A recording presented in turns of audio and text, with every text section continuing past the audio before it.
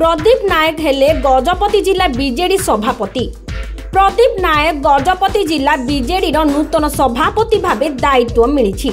आज भुवनेश्वर स्थित राज्य बीजेडी कार्यालय तरफ 18टी जिलार सभापति नाम घोषणा करा जायछि। सेथिरे गजपति जिलार बीजेडी सभापति भाव प्रदीप नायक को दायित्व अर्पण करा जायथिबार प्रकाशित तालिकारे उल्लेख रही। एही दायित्व मिलिबा परे श्री नायक बीजेडी सुप्रीमो तथा पूर्वतन मुख्यमंत्री नवीन पट्टनायक को धन्यवाद जणाइछंती। आगामी दिन में जिले में दल को सुदृढ़ करने ही मोर प्राथमिकता रहिबो। एही दायित्व मिलिबा परे श्री नायक को पारलाखेमुंडी विधायक इंजीनियर रूपेश कुमार पाणिग्राही, जिला परिषद अध्यक्ष जी तिरुपति राव, पारलाखेमुंडी पौराध्यक्षा निर्मला सेठी, युव बीजेडी सभापति एस लिंगराजू, गौसाणी ब्लॉक अध्यक्ष एन वीर राजू समेत समस्त ब्लॉक अध्यक्ष और अध्यक्षा समेत दलीय नेता और कर्मी माने शुभेच्छा जणाइछंती।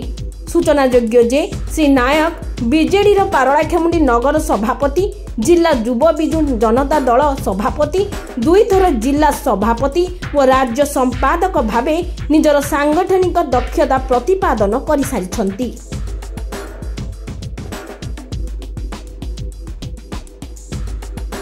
मो प्रथमे धन्यवाद देवी आमर राज्य सभापति विरोधी दल नेता पूर्वतन मुख्यमंत्री श्रीयुक्त नवीन पट्टनायक को से जो आशा विश्वास भरसा रखी मत संगठन दायित्व पुनर्बार तुलाइबारू जो मैंने सहयोग कर जो मैंने ये सभापति पद पर जार हाथ रही से भी मो धन्यवाद देवी।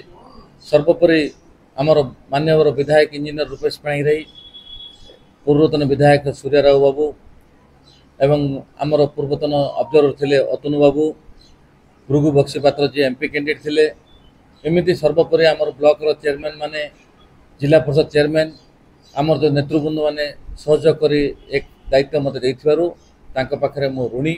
निश्चित भाव ये जो कार्यक्रम चैलेंजिंग इश्यू रे आमे करिया पड़िबो।